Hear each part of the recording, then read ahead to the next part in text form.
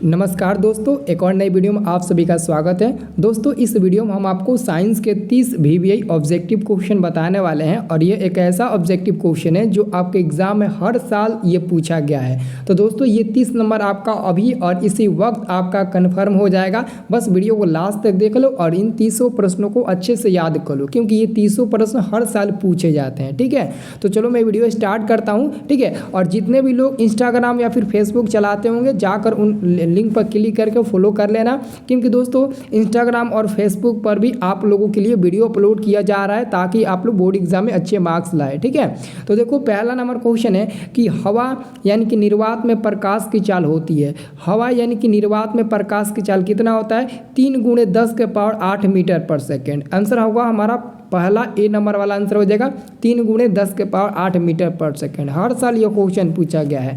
अगला क्वेश्चन भी हर साल पूछा गया है। क्वेश्चन है बाबू कि प्रकाश तरंग उदाहरण है। प्रकाश तरंग उदाहरण है तो हम लोग देंगे ऑप्शन नंबर बी पर विद्युत चुंबकीय तरंग का। किसका?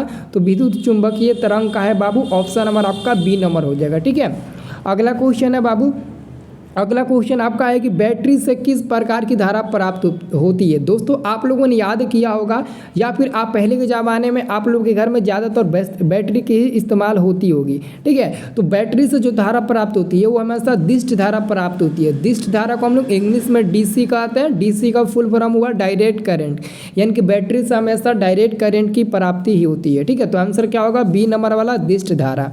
अगला प्रश्न है बाबू, अगला प्रश्न है आपका तरंगदैर्घ्य को सामान्यतः व्यक्त किया जाता है। अगला क्वेश्चन देखो, तरंगदैर्घ्य को सामान्यतः व्यक्त किया जाता है तो तरंगदैर्घ्य को हम लोग सामान्यतः एंगस्ट्रम के रूप में व्यक्त करते हैं। एंगस्ट्रम को हम लोग संकेत ऐसे देते हैं, ए बना देते हैं कैपिटल और उसके सिर पर हम लोग 1 डिग्री का निशान दे देते हैं जो एंगस्ट्रम का सूचित करेगा। तो एंगस्ट्रम देखो ऑप्शन नंबर डी में एंगस्ट्रम आपका ये हो जाएगा। ठीक है, अगला देखो, अगला आपका प्रश्न है 5 नंबर प्रश्न है कि दृश्य प्रकाश में किस वर्ण का तरंगदैर्घ्य अधिकतम होता है। देखो, तरंगदैर्घ्य अधिकतम किसका होगा? तो लाल रंग का तरंगदैर्घ्य अधिकतम होता है, इसलिए इसका विचलन और झुकाव कम होगा। तो लाल रंग का तरंगदैर्घ्य हमेशा अधिक होता है, याद रखना।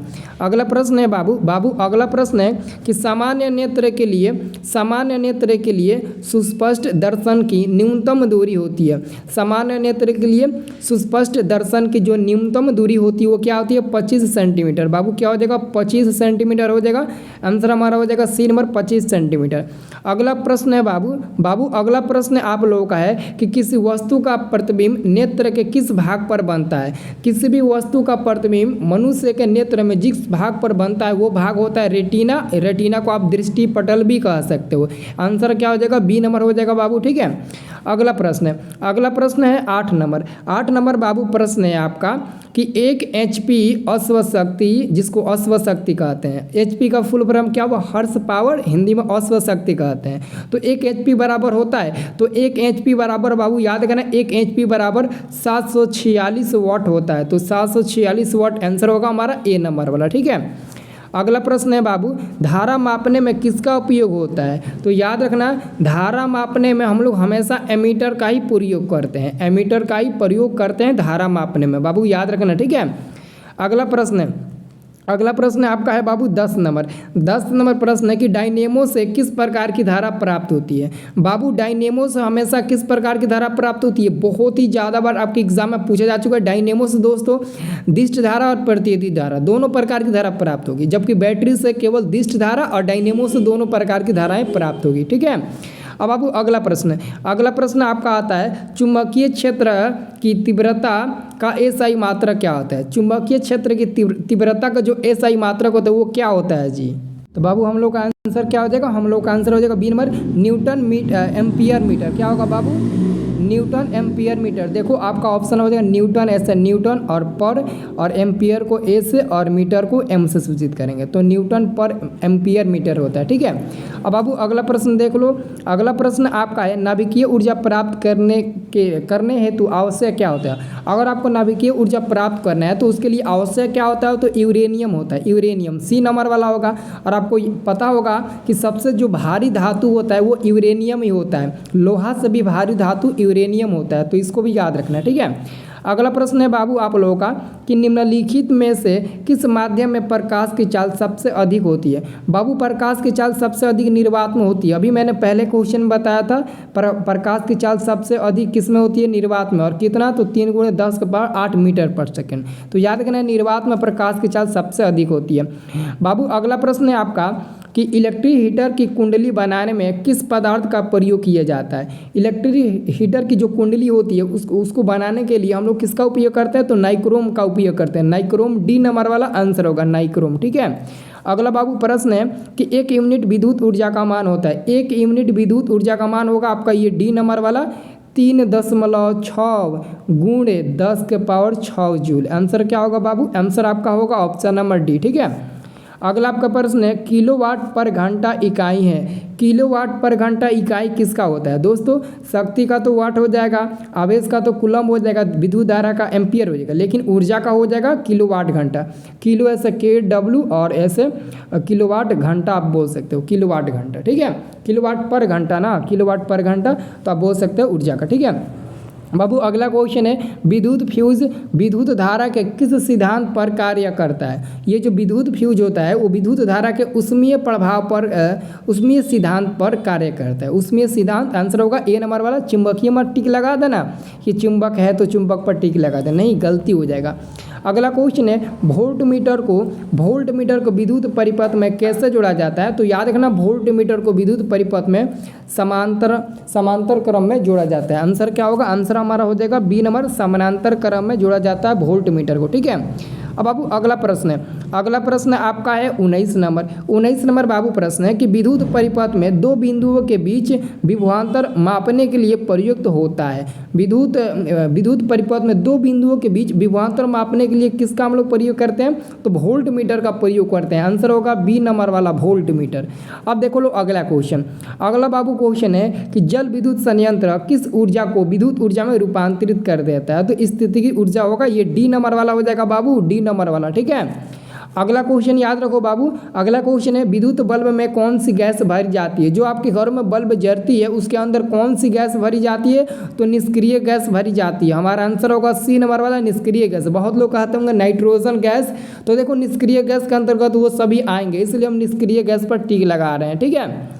अगला क्वेश्चन बाबू के इलेक्ट्रॉन पर आवेश होता है। एक इलेक्ट्रॉन पर कितना आवेश होता है, तो यहाँ पर देखो ऑप्शन नंबर -10⁻⁻19 होगा, उसी पर टिक लगाना। ठीक है, ऑप्शन नंबर सी हो जाएगा। अगला क्वेश्चन बाबू समीकरण CaCO3 जिसको हम लोग कैल्शियम कार्बोनेट नाम देते हैं, जो संगमरमर खड़िया चूना पत्थर का रासायनिक सूत्र होता है। और ये दोस्तों 2 भागों में बट गया है। एक भाग है कैल्शियम ऑक्साइड, दूसरा भाग है कार्बन डाइऑक्साइड। और कह रहा है यह किस प्रकार की समीकरण है, तो आप लोग बता देना। जब अकेले कोई पदार्थ टूटकर 2 या 2 से अधिक नए पदार्थ में विभाजित हो जाता है तो उसे हम लोग वियोजन या फिर अपघटन अभिक्रिया कहते हैं। तो वियोजन या फिर अपघटन समीकरण हो जाएगा आंसर ए नंबर वाला। ठीक है।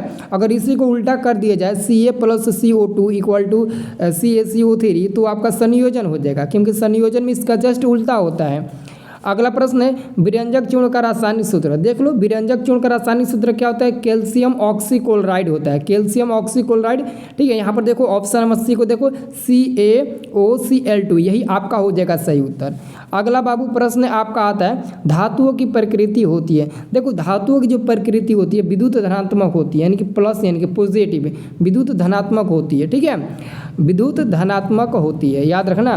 अगला बाबू क्वेश्चन है, अगला क्वेश्चन आपसे क्या पूछ रहा है जिंक तथा सल्फ्यूरिक अम्ल के बीच अभिक्रिया से निम्न में कौन सी गैस निकलती है। देखो जिंक को हम लोग Zn बोल सकते हैं, सल्फ्यूरिक अम्ल को H2SO4 बोल सकते हैं, SO4 बोल सकते हैं। तो पक्का दोस्तों निश्चित है कि यहाँ से H2 गैस बाहर निकलेगा, Zn2SO4 हो जाएगा जिंक सल्फेट, और साथ में H2 गैस आपका बाहर निकल जाएगा। तो हमारा आंसर हो जाएगा सी नंबर वाला। ठीक है बाबू। अब देखो अगला प्रश्न है, अगला प्रश्न कह रहा है 24 नंबर Fe + कॉपर सल्फेट से कॉपर + फेरस सल्फेट का निर्माण हुआ है, और यह किस प्रकार के रासायनिक अभिक्रिया है। तो जब भी दोस्तों ऐसे रासायनिक अभिक्रिया दिया रहे और उसमें आप लोग को दिखाई दे लोहा दिया है Fe यहाँ पर भी है, यहाँ पर भी है, तो इससे आप लोग पहचान लेना कि यह विस्थापन अभिक्रिया होगा। ये पक्का क्या होगा, तो विस्थापन अभिक्रिया होगा, ए नंबर वाला आंसर हो जाएगा। ठीक है।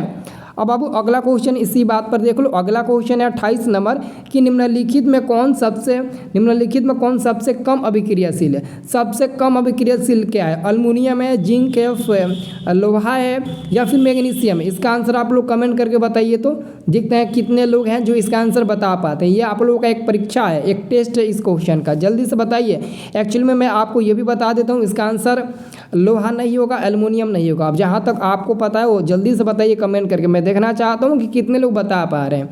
29 नंबर क्वेश्चन है जिप्सन का रासायनिक सूत्र। तो जिप्सन का रासायनिक सूत्र किसको नहीं पता है? कैल्शियम सल्फेट 2H2O, ठीक है। अब देखो बच्चा लोग अगला और अंतिम क्वेश्चन है कि आधुनिक आवर्त सारणी की 36 कतारें निम्नलिखित में क्या कहलाती है? यानी कि दोस्तों मैंने बोला था ना, जब भी 36 कतार का है तो आप लोग उसको आवर्त बोल सकते हो। क्या बोल सकते हो? आवर्त बोल सकते हो। और देखो क्वेश्चन बनाकर पूछ भी दिया है। ये दोस्तों 30 ऐसे प्रश्न है जो आपके बोर्ड एग्जाम में हर साल पूछे गए हैं। मैं उम्मीद करूंगा कि सारे प्रश्नों को एक ही बार से याद कर लेना, वीडियो को बार बार न देखना पड़े, एक ही बार में याद हो जाए। और दोस्तों आप लोग इंस्टाग्राम फेसबुक को जाकर फॉलो कर लो, वहाँ पर भी आपको मतलब कि वीडियो मिलता है, ठीक है। तो वहाँ से भी आपको कुछ ज़्यादा हेल्प मिल जाएगा, ठीक है। तो जल्दी से जाओ, डिस्क्रिप्शन में लिंक आपको मिल जाएगा। और सभी लोग वीडियो को लाइक करके ही जाना, ठीक है। और चैनल को सब्सक्राइब भी कर लेना।